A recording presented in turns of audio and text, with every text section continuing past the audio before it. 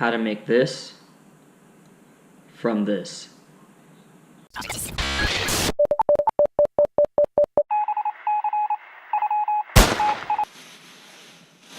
Step 1.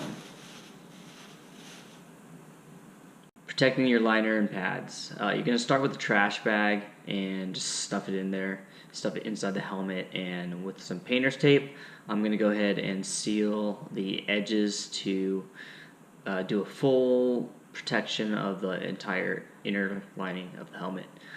You do not want to get paint on your liners, especially if you have really good liners. This ballistics helmet, it's a level 3A, came with the Team Wendy helmet liner. It's really soft, makes it very comfortable to wear the helmet for long periods of time, but it does need to operate the way it was made, and it won't be able to do that effectively if it has spray paint on it. It needs the pores to breathe. So I'm going to go ahead and run my thumb against the tape just to make sure there's a good seal on there. Step 2, audio and connections. We're going to go ahead and blue tape all the audio ports and microphones, which are on the sides of the ear cups, and then we're going to also tape the ear cups themselves, and also cover the speakers.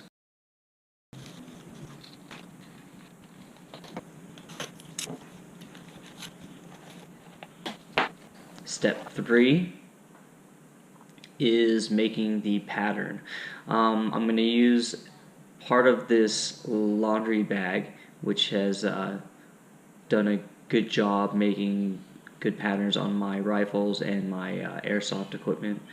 So I'm going to go ahead and continue to do that. So I'm just going to cut a shape that's going to fit around the helmet.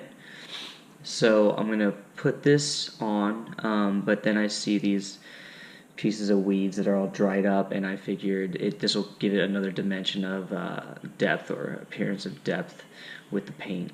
So if the material is loosely on the helmet, it's not going to show the lines very well. So we're going to hold that down with another cargo net and an elastic string, add different dimensions to the color or the appearance of that. And first we're going to do the base coat. We're also going to spray the ear cups as well. So the base coat, I've seen a lot of people start off with just a solid color for a base coat, but I like to go multi-colors, and it almost looks like the finished product on the base coat, but I do touch it up to get it to the pattern that I like. So I'm starting with this tan, and I'm not going to hit every part of the helmet. I'm still going to leave a little, because I want to see if some of the black will come through also. This is a satin finish, really bright green. This is good for when the springtime, when everything is pretty green and popping, and the mustard flowers are blooming. But we are in late August, and the operation's in 2 weeks, and so all the vegetation is pretty dried up. So we're going to tone that down. We just kind of wanted it in the background of the base layer that we're building. Step 4, letting it dry. So after it dries up, this is what it turned out to be. Pretty happy with the pattern that it came out with. Kind of looks like an anaconda skin, but that satin light green's coming through a little too strong. So I'm going to go ahead and try to tone that down.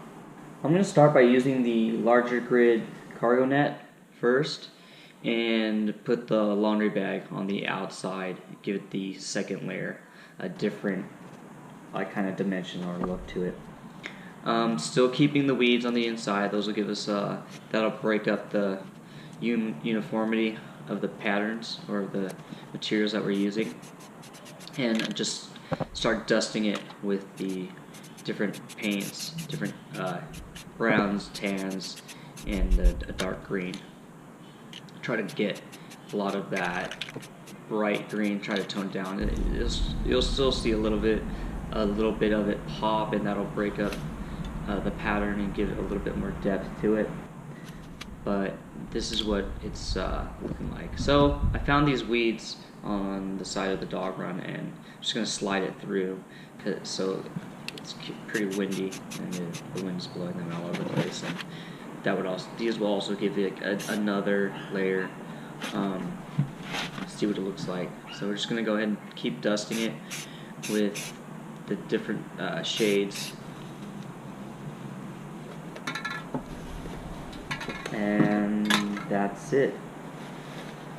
The bright green's still coming out a little too strong, so probably I'm gonna hit it one more time. Step 5 is gonna be the touch up. So we're just gonna, after it dried, this is our second time, we'll hit it again, and this is what we get.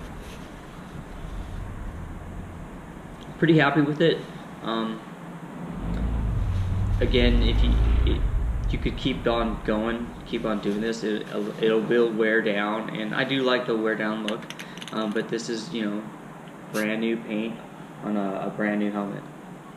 So we're just gonna keep on dusting this, keep on working it until I get it to right where I want it to be. I might come back later on and add a little 3D effect to it by either using cargo knitting, but this is the final result, and that's it. I'm pretty happy with it. This is it under the sun.